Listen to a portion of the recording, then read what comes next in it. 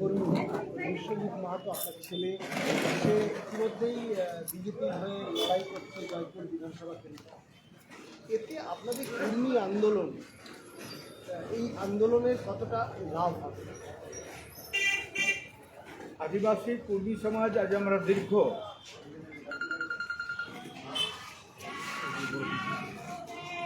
আমরা 14 সাল থেকে এখানে জাতিসত্তার আন্দোলন করছি। এই আন্দোলনে একমাত্র এখানে শাসক দল মমতা ব্যানার্জি, যাকে প্রশংসা না করলেই নয়, বহু সংগ্রামের প্রতীক এককালীন মমতা ব্যানার্জি। সেই মমতা ব্যানার্জি 2017 সালে আমাদের জাতিসত্তার দাবিটিকে প্রপোজাল করে এসটির জন্য পাঠায়।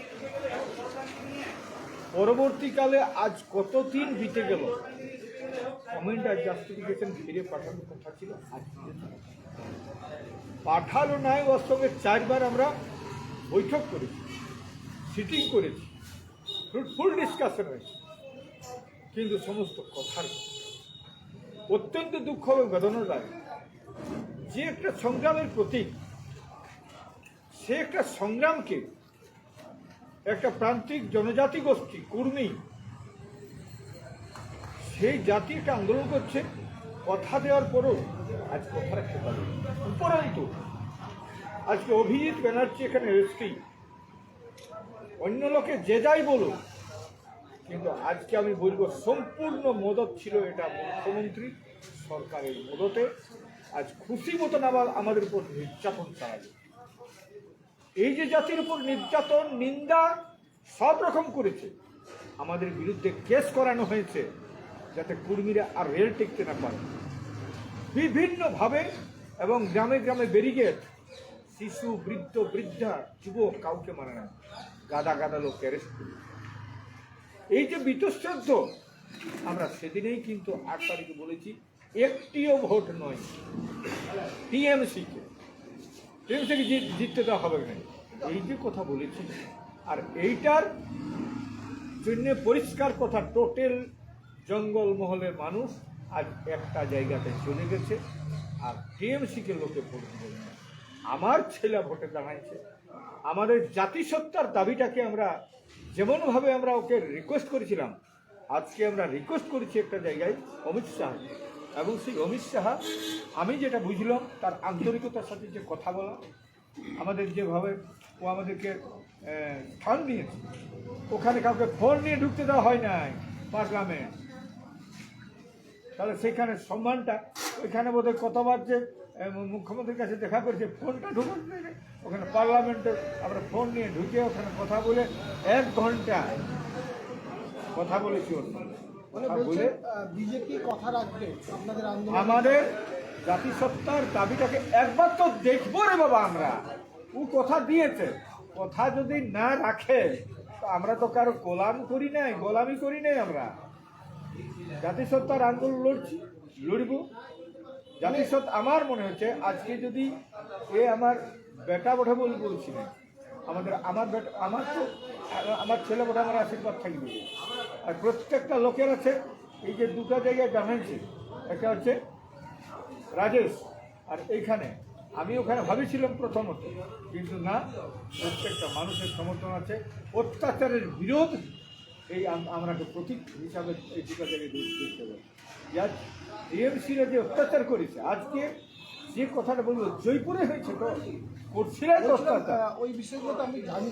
তো ওই বিষয়ের অত্যাচারের আমরা এই 2টাকে আমরা প্রতীক হিসাবে ধরবো। অত্যাচারের যে লড়াই, তার বিরুদ্ধে ওইটা আমাদের লড়াই। দেখুন, এই কর্মী ভোট পুরুলিয়া জেলার ক্ষেত্রে একটা বড় ফ্যাক্টর, বিশেষ করে জয়পুর বিধানসভা কেন্দ্রে প্রায় 35% ভোট রয়েছে। জেলার অন্যান্য বাগমুন্ডি, রূপনদী বিভিন্ন জায়গায় রয়েছে। তো এটা কি বিজেপির মাস্টার স্ট্রোক বলবেন, কী বলবেন? না, বিজেপির আমি জানি না বিজেপির চালাকি করল, বিজেপি কিছু করতে করতে তো মানুষের ব্যবহার হয়ে যাবে। ওরা কোন সিদ্ধান্ত নিয়েছে জানি না, আমি জানি নাই ভোটে দাঁড়াচ্ছে। ওর সঙ্গে ওর কথা হয়েছে, ওর সঙ্গে কথা হয়েছে, ওর টিকিট দিয়েছে। ওদের এতদিন থেকে যারা লড়াই করছে তারা টিকিট দেয়, একে টিকিট আপনি দিল। তো মেনে নিয়েছেন বিষয়টা। এখন একটা কথা হচ্ছে, ও রিজাইন দিয়ে দিয়েছে, যে যুব সম্পাদক সেটা রিজাইন দিয়ে দিয়েছে, সেটা অ্যাকসেপ্ট হয়ে গেছে। এখন কথা হচ্ছে পরিষ্কার কথা, আমরা অত্যাচারের প্রতিবাদটাকে আমরা মানে চাই। ও এখন কর্মী আন্দোলনের সাথে যুক্ত না বিশ্বজিৎ মাহাতো। এখন কর্মী আন্দোলন ছাড়া কি জানে ও?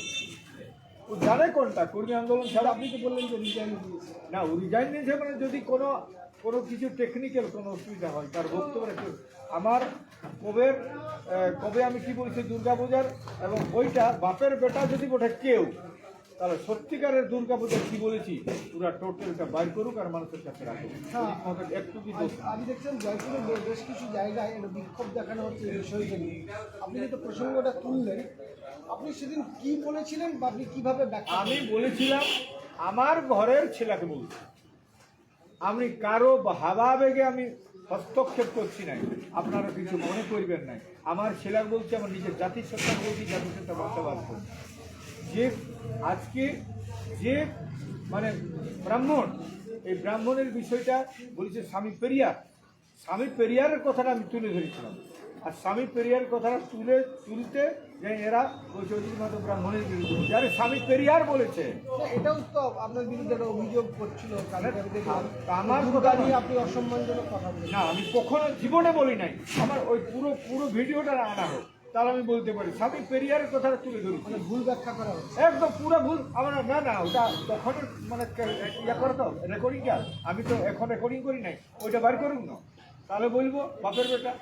একদম আমি কেন, আমি একটা আন্দোলনে এতদিন আন্দোলন করছি, আর আমার কাছে যে কোনো সময় ব্রাহ্মণ আসছে, কুমার আসছে, তেলি আসছে, কুইরি আসছে, মানে বাগতি আছে, বাউরি আছে, সবাই তো আমার কাছে থাকে। কে থাকে না, কখন থাকে নাই? আমার 2019 সালে আমরা ইয়ে করেছি, আমরা গেছি দিল্লি, তখন গেছে আমার সঙ্গে শহীদ গেছে, কামার গেছে, কুমার গেছে, সব জাত গেছে আমার সঙ্গে আন্দোলনে যাচ্ছে। আর আমি ওইটা বলতে পারি কখনো? আমি অন্য লোকের উদাহরণটা দিয়েছিল, সেই উদাহরণটা হচ্ছে কার? স্বামী পেরিয়ার। এই যে ক্ষোভ, জয়পুরের একটা ক্ষোভের অংশ দেখা যাচ্ছে, এটি কোনো প্রভাব পড়বে না? আমার মনে হচ্ছে থাকার কথা নয়, থাকা উচিত নয়। যারা জানিয়েছে তারা ভুল বুঝেছে। আমার রেকর্ডিংটা বার করুন। এটা কোন একটা মাহাতো ছেলে ওইটাকে কাটিং করে আর বার করছিল, এবং সেটা রাগাচ্ছিল, ওরা রাগানো হয়েছিল। ওটা বার করবো, ওরা বার করলে পরিষ্কার বোঝা যাবে যদি মতো কোনো দোষ। আচ্ছা, বিশ্বজিৎ মাহাতো কোন পদে ছিল এই আদিবাসী কর্মী সমিতি? আমাদেরও ছিল জেলা সম্পাদক দিব। সে এখন আর নেই। এখন মানে সব ডিজাইন দিয়েছে। যদি বিজেপি জয়েন করছে। হ্যাঁ, ঠিক আছে, আচ্ছা বলুন। আমি মানে বিষয়টাকে তুমি ব্যক্তিগতভাবে তুমি কি চাই, বিষয়টার ব্যাপারে তোমার কি মনে হয়? আমি বলি বিশ্বজিৎ